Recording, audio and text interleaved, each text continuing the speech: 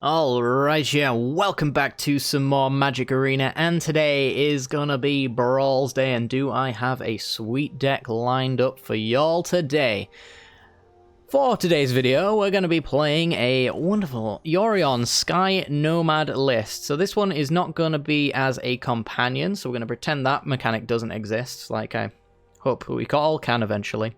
5 mana for a 4/5 with flying. When Yorion enters the battlefield, you exile any number of other non-land permanents you own and control, and then return those cards to the battlefield at the beginning of the next end step. So essentially, this is one of my favourite archetypes. It's a blue-white flicker deck. Ooh, woo, flicker. So, Yorion is all about flickering certain permanents to get extra value. So in the similar kind of way that Thassa Deep Dwelling would work, except we've got access to a white mana source. So I do think that Yorion is just better than Thassa in so many different ways. So if you want to have a flicker commander, it's probably going to be Yorion. So one of the things of Yorion is that we want to have lots of permanents to flicker. So in our deck we have many different ways of drawing cards. So we've got like Fibblethip, Omen of the Sea, Golden Egg, Guild Globe, things of that nature, so we can get some decent card advantage. In addition to that, as far as rocks are concerned, we also have mana rocks in Arcane Signet, Altar of the Pantheon, and Azorius Signet. All of these actually help us basically reduce the cost of Yorion. So if you imagine Yorion being 5 mana, we play ourselves an Arcane Signet. We can tap this for mana on turn 5 or turn 4 to get Yorion down, and then on our end step, Yorion can bring this back untapped. So effectively we had that cost reduction on Yorion. It really helps you get around that commander tax and reuse your commander. But yeah, in addition to all the card draw, we have lots and lots of control stuff. I would say this is a control tempo kind of list, so lots and lots of permanents in here as well to deal with what our opponent's doing. So we've got like Deputy Detentions, Banishing Lights, Prison Realms. If we put our opponent's commander underneath Prison Realm and they recast it, that means that we can flicker it with Yorion and use it all over again, so that's something to keep in mind. We also have some Planeswalkers as well. We got the World's Worst Narset and Teferi combo. Since these get to minus and do fun things, and then we can actually reset them with Yorion, so we can keep doing that pretty frequently, because in addition to all of the control pieces and all the card draw and all the mana rocks, we also have ways to repeat Yorion's flicker effect. So we've got things like Flicker of Fate to exile a creature or enchantment and then return it to the battlefield, reusing the Enter the Battlefield ability. We've got Charming Prince, and we've got Thassa Deep Dwelling that we called out earlier. So these actually allow us to essentially repeat Yorion's flicker over and over again. And I'm sure most of you have seen the Yorion Charming Prince flicker, because I've played it in a deck once before, built around Lumbering Battlements. I built it around.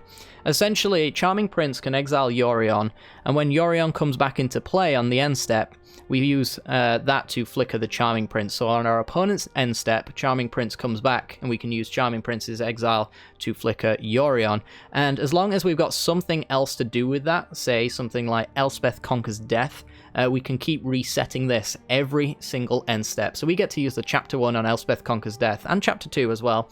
We get to use them twice every turn cycle. So our opponent has a permanent tax of non-creature spells costing 2 more, and they basically are banned from playing permanents with converted mana cost 3 or greater until they remove this card. It's absolutely absurd. We also have Kiora, Best the Sea God, to do a similar thing as well, making an 8/8 Kraken and tapping all non-land permanents target player's control. We don't ever really want to go to the Chapter 3 with these. We want to reset them before we get there. As powerful as they are, repeating them over and over again is just way more powerful. So that's something that we want to do. But yeah, I'm really not going to go into too much other than that. There's just so many pieces in here of removal, card draw, you know, all sorts. So make sure to check out the deck list down in the description below. I do have an EtherHub link there. If you want to hit the follow on that EtherHub link as well, you'd really help me out quite a fair bit. And if you use that website enough, then you should see all the decks that I post, and maybe get involved in building some yourself. I don't know. But anyway, without further ado, let's get into some gameplay, and hopefully you enjoy. This video is brought to you by the generous support of our wonderful patrons and channel members that you see here. If you'd like to support the channel and get access to cool content like sneak peeks, bonus videos, polls on future content, or access to a personal deck critique from myself every month, then hit the join button down below, or check out the Patreon link in the description. With all that said, let's get into the gameplay.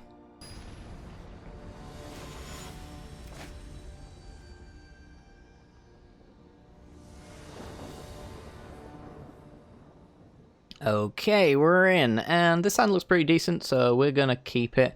Fortunately, Tails End's probably not gonna do anything against the commander that can't be countered, but I'm sure I'll accidentally forget that and screw myself over. But we're gonna keep this one, because it's got some nice early game plays anyway.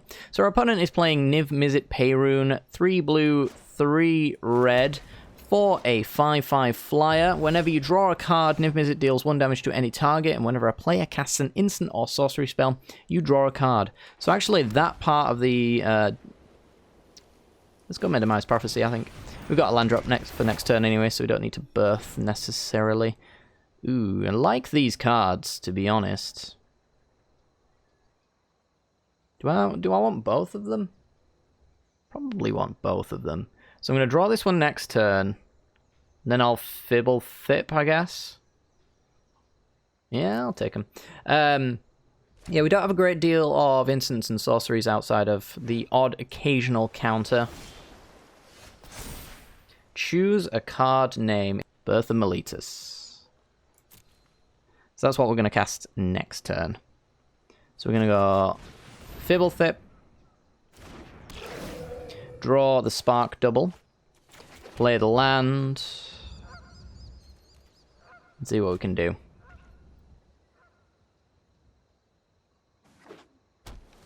Alright, Island for our opponent into Midnight Clock. It is a card that I would have liked to have countered, but that's fine. So we actually have a lot of card advantage coming our way. Absolutely never do that ever again, deck. Don't ever tap like that, or I'll be upset. Alright, ooh, Dream Troll is going to be pretty good. If we can get that to resolve, which we have the means to do it, at least. And now we've got Dovan's Veto open, Tails End on the off chance that that actually matters. We can actually counter this trigger, right? And the 12th hour counter is put on Midnight Clock. Shuffle your hand and graveyard. So yeah, we can counter that trigger. Or we can just get rid of Gadwick right now. That also seems pretty good. Don't know about you.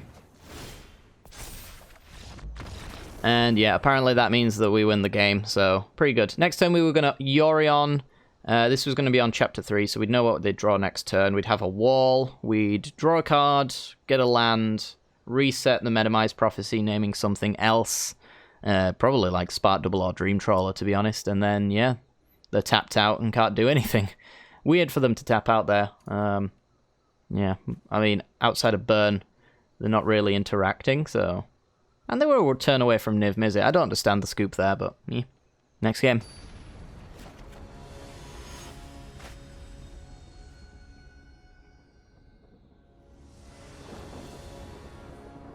Alright then, we're in, and we're on the draw with a pretty decent hand actually. We've got lots of removal, bit of card draw. So we got some stuff that we can flicker with Yorion on turn 4, thanks to the Arcane Signet. Opponent's playing Kiora, Behemoth Beckoner, 3 mana, 7 loyalty. Whenever you cast a creature with power 4 or greater, whenever a creature enters with power 4 or greater, draw a card. You can also -2 untap a permanent, so they really want to be looking for some way to ramp either a mana rock or by using land ramp.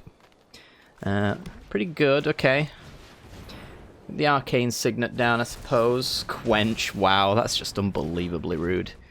Okay, well, you know what? Screw you, because Banishing Light's coming your way. Or should we do Deputy of Detention? Ooh, it's a tough one. No, let's do Banishing Light. If they replay it, then I can flicker that back again. So it's likely we'll go into the command zone, and on turn 5 they'll replay that almost guaranteed, which will essentially make the Banishing Light have nothing under it.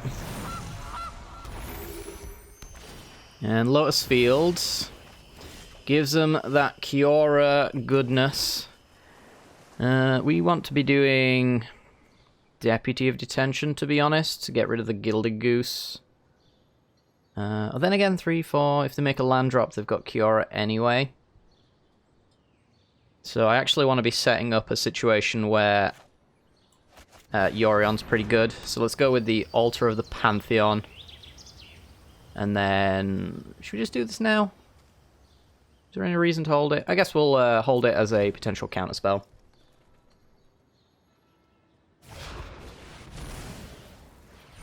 So yeah, there's the Kiora, and they didn't have the land either, so if we had have gone for the Deputy on the Gilded Goose, we'd have been able to stop all of this. Alright. And Omen of the Sea. Probably would let this go. Ooh, that went real quick. And a Veto. Veto is what we want. We definitely want Narset as well, because it just shuts off Kiora altogether. So we've got the counterspell mana open, so we're going to go with Deputy of Detention. Opponent will use Sinister Sabotage. Mystical Dispute. Yeah, whatever. And because we had to pay 3, we have to go for the Veto there. So let's make Kiora more expensive again. We'll have to spend maybe an entire turn going for a Gilded Goose. We've really set our opponent back now. And again, it's another situation where if they play Kiora on 7, she's got a bit of poo on her card there. You notice that? There's a bit of a poo smear. Oh, I guess they crapped the bed. Oops. Well, we've gone out of the battlefield by a misclick. Anyway, next game.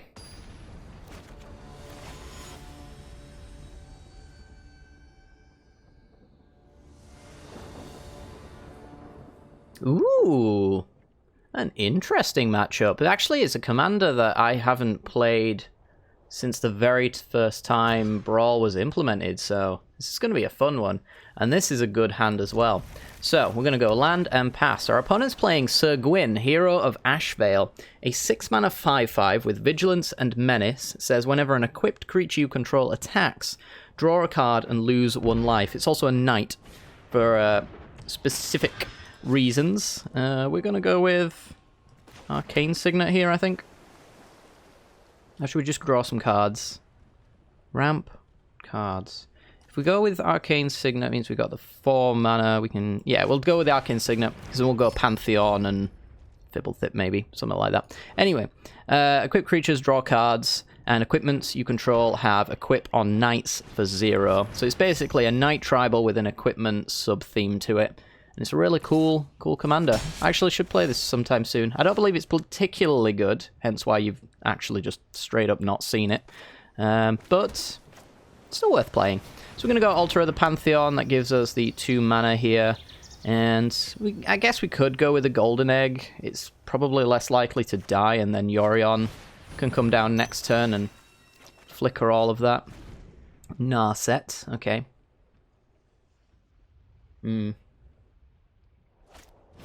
Knight's Charge. Alright, so this drains whenever you attack with a knight. It's a pretty good card for Brawl. You don't see it too often, because knights aren't really a thing.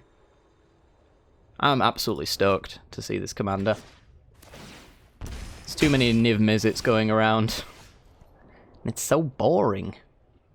Okay. Instead of going for the Evolving Wilds, I guess we'll go with the Birth of Meletus. Then we can do Fibblethip, Charming Prince.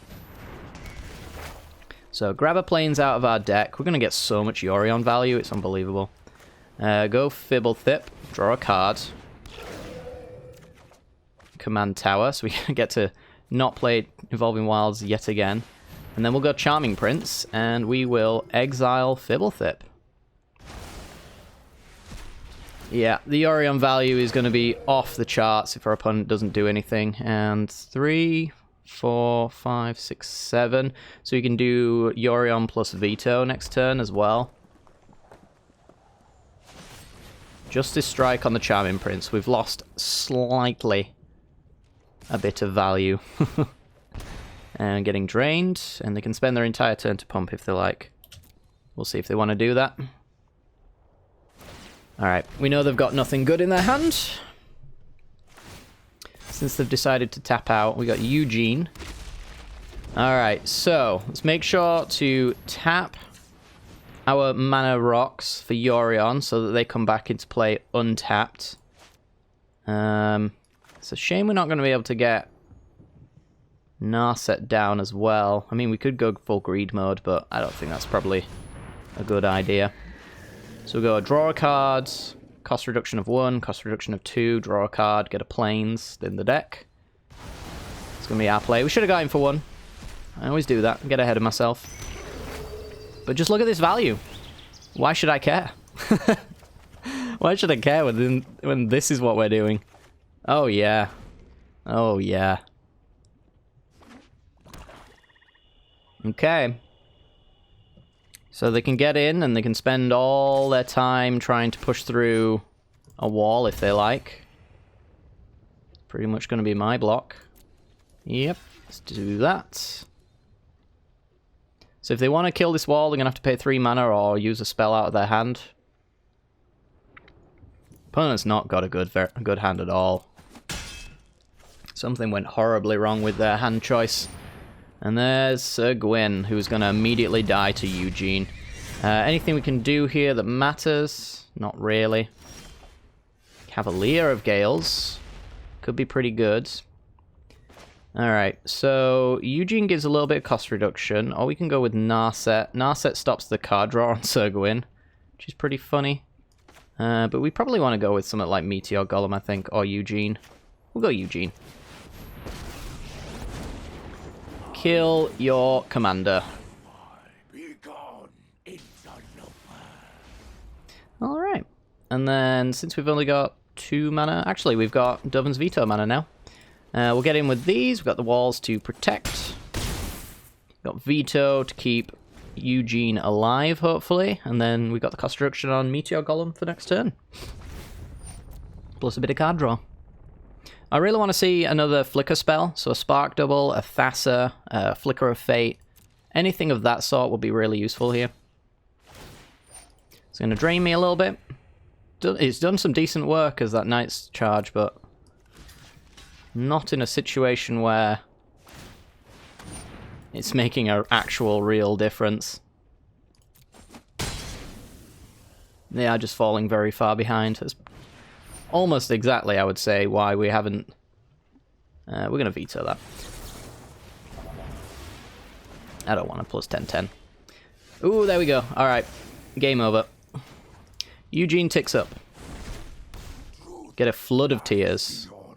Alright, Thassa comes down. Narset comes down. Evolving Wilds thins the deck. Opponent can't draw cards. We get to reset our Thassa every turn. We're going to go for a blue source for Cavalier of Gales. Activate Thassa. Flicker with... activate Narset. Grab a non-creature of some sort. Flicker Thassa. And then Yorion flickers Fibblethip. Maybe the token. Don't know. Cost reduction, card draw, and reset Eugene back to a nice old loyalty with the rest of the Planeswalkers. Absolute utter domination from this deck. Unbelievable. Alright, next game.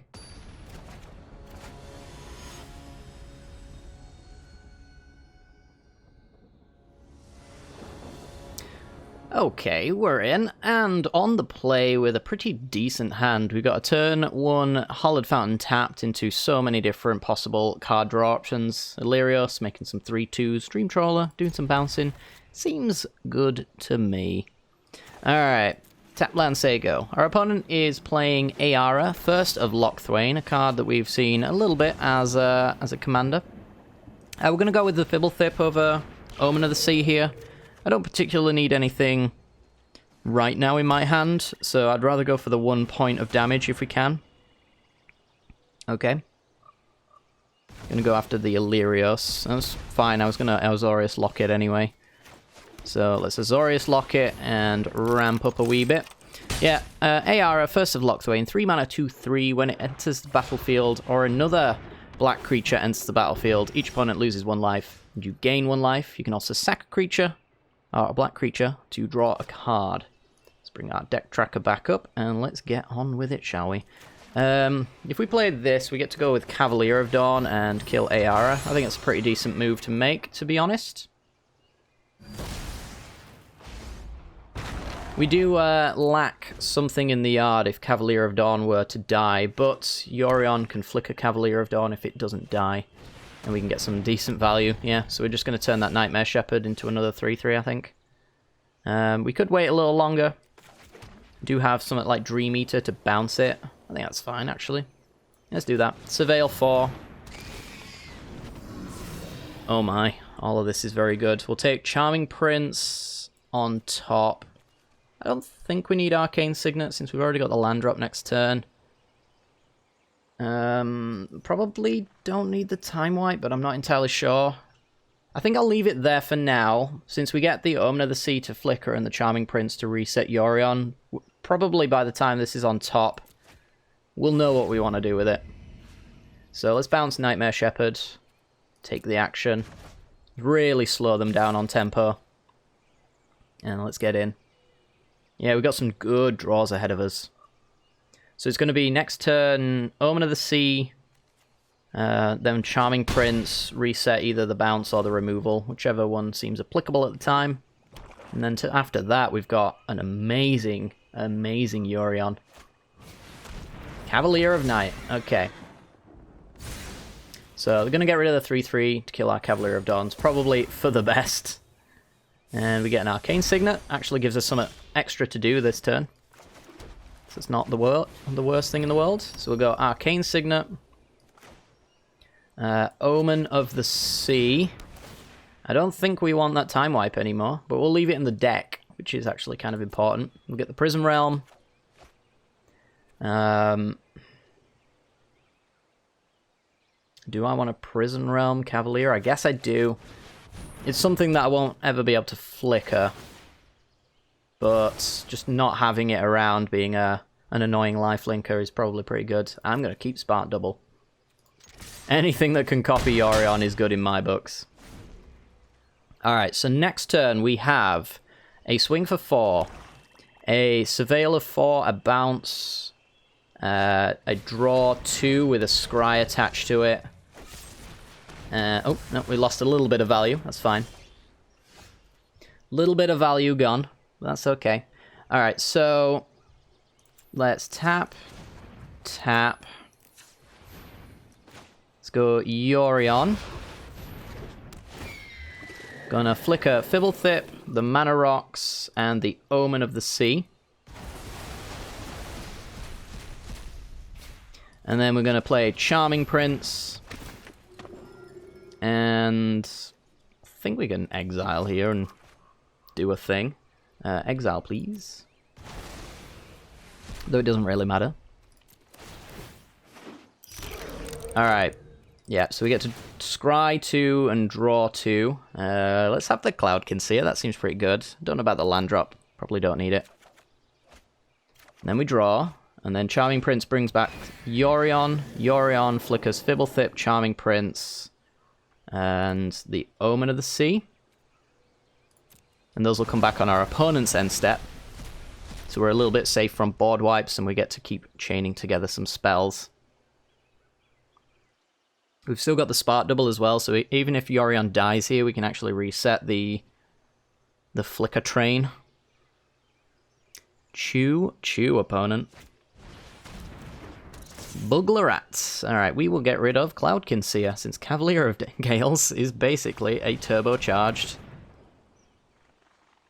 Huh. That's a thing. I'll pick this beautiful, beautiful back art, and we'll go to the command zone. Alright. So yeah, no flicker combo here, but that's fine. It's really not the end of the world. Bring back everything. We get to scry. Or do we want to gain life? I don't know. I like this order anyway.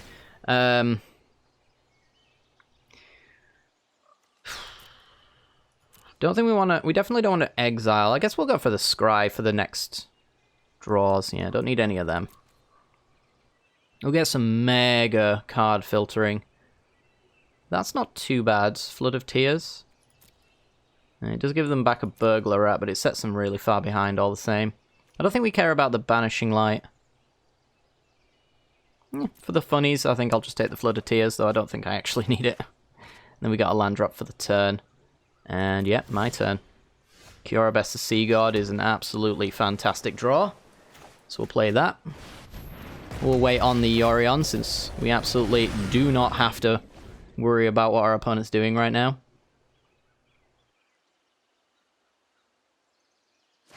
Yeah, this is just some really solid value. So they get to Surveil to try and find an answer that I'm pretty sure they won't be able to find. Because next turn we tap all their permanents, and then we flicker with Yorion, end step we get ourselves another 8/8. They need like Ritual of Sup for something like that. Getting in with the Burglar Rat? I mean, sure. Don't know what they could have, but... Eh? Oh, no. It's Nightmare Shepherd. Yep, that's right. Anything that dies would come back and make me discard, so I don't want to do that. I just want to tap him down. Almost made a little error. Alright, everything's tapped and won't untap. And that's our opponent deciding they've had enough. I would fully agree with that.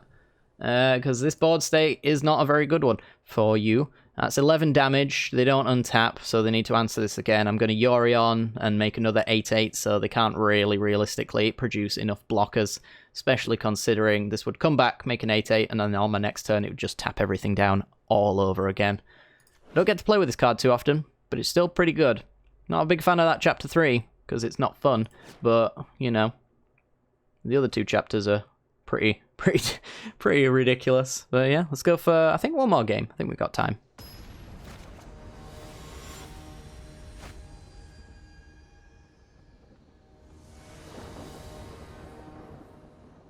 Okay, we are in, and I quite like this hand. It doesn't do a great deal at the moment, but it has lots of interaction with our opponent. Our opponent is playing Thassa, Agent Flickerer. 4 mana, 6/5 with Indestructible. As long as your devotion to blue is less than 5, Thassa is not a creature. At the beginning of your end step, flicker on turn 7, Agent of Treachery to win the game, and then return it to the battlefield under your control. It also has a 4 mana to tap, but that's irrelevant when you're flickering Agent of Treachery. Now then, as I was saying, this hand looks pretty good, because it can counter a lot of stuff. And that's pretty much our only thing our opponent can do to us is use counter magic on us. So if I'm using it on them, stopping them from playing their cards, so this is basically a guarantee that turn 4 Thassa isn't happening, then we're pretty much in a good spot. I would have preferred Arcane Signet over Azorius Locket, obviously, since it's cheaper. Witching Well, okay. But it does mean that we're probably not going to be able to play this on 3 and hold up and counter magic for their Thassa. Just judging by the turn order and the fact that it is the price that it is. Alright, well, we got a Guild Globe for a turn 2 play. That's probably fine. I don't see myself going for a veto next turn anyway. So let's just get that down. I do want to make my land drops as well. Omen of the Sea for our opponent. Playing a lot of cards that Thassa can't flicker. 2 to the top. Oh boy. And then we get our pathetic blind draw. Alright, so now we've got an island. So we're at least making our land drop for the turn. Vantress Gargoyle doesn't really do anything. Ooh, 3 fairy. 3 fairy is pretty good, actually, because that means that I can now go with a mana rock and not care that my opponent flickers with Thassa, because there's nothing really to do with it. And I do need the extra mana, so let's go with... Does it matter which one? Not really. I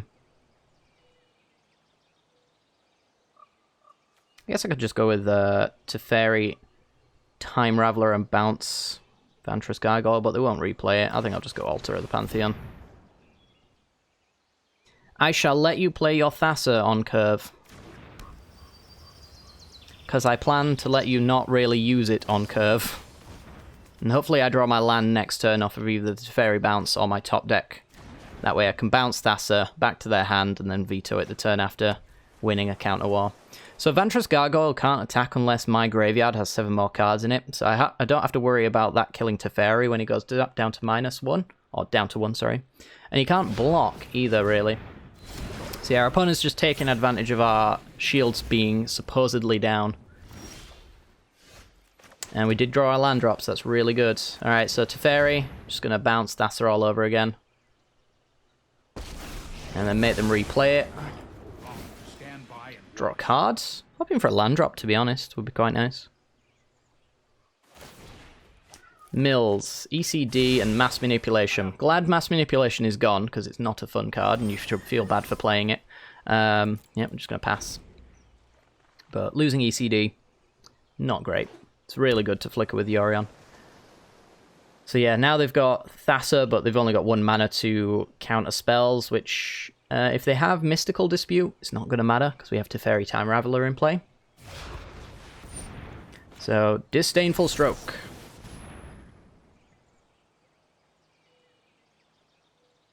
And really all they've got to do is either concede or activate Vantress Gargoyle here. It's up to them which one they want to go with.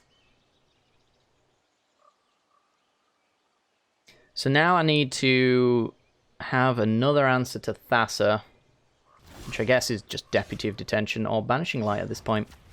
That's pretty good. Alright. Let's go boop, boop. I think we'll go with Azorius Locket. And the reason we're doing Azorius Locket is because the cost reduction on Eugene makes Arcane Signet free. Whereas this is 1 mana. So I think I'd rather have Azorius Locket in play. I mean, I guess I could also just play Arcane Signet as well. I'm not going to be holding anything but a veto open anyway. Mill a land, mill a Frost Lynx. And yeah, we've got veto open. 3 cards, they need 7 to attack.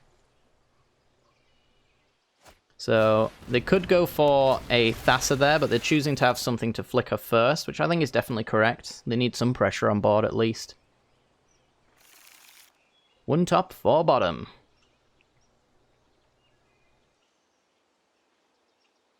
And yeah, they're just in a big troublesome state right now. Yorion is effectively 2 mana.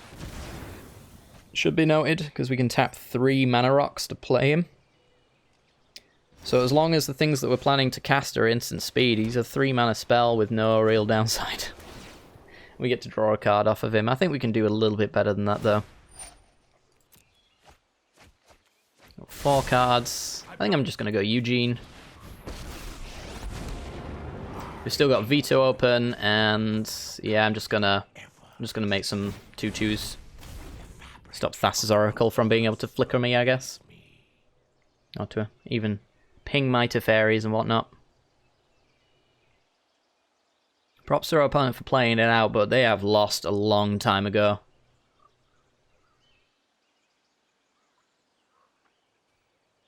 Because, like, we've got... The best possible play isn't really that, but sure. We'll let that happen. We'll have that land. Their best possible play is like Agent of Treachery, and we can Deputy or Banishing Light, whatever they steal, and then I can flicker it with Yorion, and then it comes back into play under my control. You will not have that much mana. That seems probably a little excessive. Though I guess it wasn't the worst thing. We could have used one of these. I don't know. I just kind of like these as a constantly attacking Thassa, because that's all they really have to do at this point. Without Thassa, their decks, not too great. Oh, we lost a Dream Trawler, and we have lost the ECD as well, so we're definitely not going to see that. 6 cards, so Vantress Gargoyle is very close to actually doing something. This might be a bad idea. Could be worth killing it. Player untap land. I don't really need to play a tap land at this point. I could kill that minus, and then Yorion reset all the planeswalkers. That doesn't seem too bad. Yeah, let's kill Vantress Gargoyle. I spent all this time trying to make it work. Let's just ruin all that fun. And boop, boop, boop. Play Yorion. Flicker, flicker, flicker, flicker, flicker, and flicker. And bring it all back. Charming Prince, absolutely fantastic. That should probably end the game. So now I can do minuses on all my Planeswalkers, and I can flicker Charming Prince to flicker the Yorion to keep that loop going, so I can constantly basically use the minus on all my Planeswalkers. So really, at this stage, they don't have permanence. they don't particularly exist. Also, in addition to that, I've basically got 3 free mana as well to use every single turn, because I can also flicker that with the Yorion. Frogify, honestly, don't care. That will drop off pretty quickly. Alright, so they're going to stop me from doing my minus. Definitely smart play. Yep, just going to let that go. Tail's End, pretty good. Just play the Tranquil Cove because I can. 6 mana. Do I want to kill anything? We'll take up with Teferi. Let's try this. Charming Prince, flicker the Yorion. We know we want to do that. To exile. Doesn't matter. You can do either or. Let's do a minus. And kill Thassa's Oracle. And then Yorion comes back. This is where it gets real cool. View the battlefield. Yorion comes back, flickers Charming Prince, flickers our Planeswalkers, flickers the mana we should have spent. We'll probably like Banishing Light something, I guess. Banishing Light the Altar of the Pantheon. Keep them off mana for a turn. Doesn't really matter. Either or. And then all of these come back with full loyalty ready to be used again. Charming Prince on their end step comes back, flickers my Yorion, which will flicker some Planeswalkers and some Mana Dorks, and then we get to keep reusing them. So, solid stuff.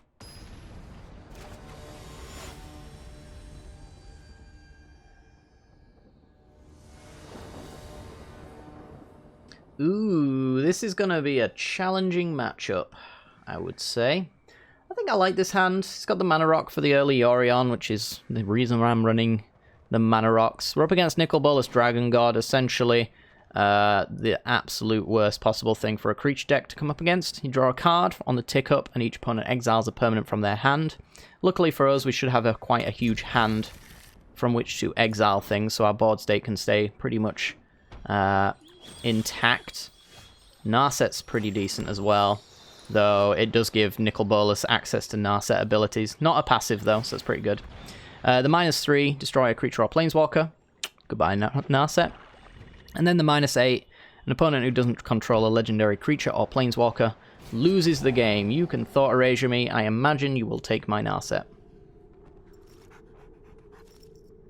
Yes. Narset's just not a very fun card, but it's a crucial one in this deck, unfortunately. So we're going to actually use the Fabled Passage to thin here and grab ourselves a white source. We have triple white and triple blue requirements in this deck, so the command tower is both a white and a blue source, and then we've got our triple blue here. Tail's End's pretty good. We can hold that just in time for Nikki B, and it's one card they don't know about. So yeah, we're just going to go Command Tower, Azorius Locket. Opponent's just determined that they don't have anything for a 3-mana rock on 2 mana, which is good. They do need a black source next turn to actually play Nicol Bolas, so it might be Chromatic Lantern from them here. It's Croxer.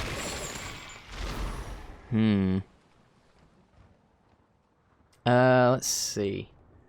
2, 3. I think I'm going to go for the card draw on Cloudkin Seer, since Illyrios probably just gets board wiped into oblivion. So yeah, we'll just go with the Cloudkin Seer. Hold up in that Tail's End. It's a Fibblethip. Yeah, we cannot allow our opponent to play Nicol Bolas on curve. And they know it. They know they can't do it. I think they're holding up in counter magic as well. So let's get in with the Cloudkin Seer, see if we can bait out some removal. We cannot. We do have Dream Eater at instant speed. It's possible that's actually what we want to do. They know about it as well. I might go for Fibblethip though. I'm going to need some better cards than what I have right now. And again, if they play anything that Dream Eater wants to really bounce... Ooh, that's pretty good. Then it's most likely going to be Nicol Bolas anyway. So we should be able to counter it. They've got 3 cards in their yard. 4 cards in their yard. And they need a double red as well for the Croxer to come back. So there's all the black they need. Is this where they go, you don't have counter magic, let's play Nicol Bolas?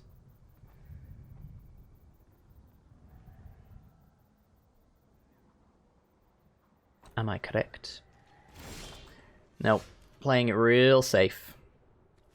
Don't blame them, to be honest. We're just going to get in for 3. And now I've got nothing better to do than hold up and Dream Eater plus Tail's End. If I get the land next turn as well, because what they're doing, I think, is waiting until turn 7, so that they can do Nicol Bolas plus counter magic on 2 mana. They may have that counter spell, or they may be waiting for it. It's one or the other. But if we can hold up and Dream Eater and Tail's End, so we can Tail's End, they counter, and then we'll Dream Eater and bounce. All they really do is get like a tick up or a destroy creature effect. Scorching Dragonfire. Opponent controls, yeah. So I couldn't defend that even if I wanted to.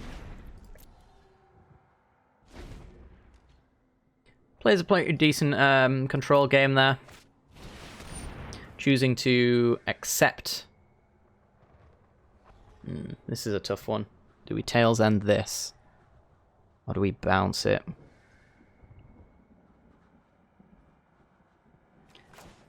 I think we bounce it. Let's see if they bounce. I'm gonna bounce my rock. Okay. So I'm gonna bounce their Ashiok to Fairy, and oh my god, all of this is really good. Everything but the land. I don't need the land. What do we want? Eugene to Fairy. Or Kiora Best of Sea. I guess it's Kiora Best of Sea God next. Because of the Ashiok they could replay. 4, 5, 6... Oh, they've had enough. I think they realised my Surveil 4 was just that good. It was a bit of a weird one, because... if we go with Kiora Best of Sea God, we open up Nicol Bolas, but we have an 8/8 hexproof token to work with at that point, so they'd have to have a board wipe, essentially, for that token. But alternatively, we can go for something like Teferi so that we can win a counter war guaranteed with the Tail's End the turn afterwards. But the minus doesn't have anything to draw into, so that's kind of like an issue point. And then we've also got this Eugene as well, which again can kind of destroy a thing, but it can also open up Nicol Bolas to have the option of doing any of that stuff. So it was a bit of a weird one, but yeah, I think ultimately that's... it's a really good, tough choice to have, I think. But yeah. Alright guys, well that is going to do it for today's video. This deck is pretty sweet.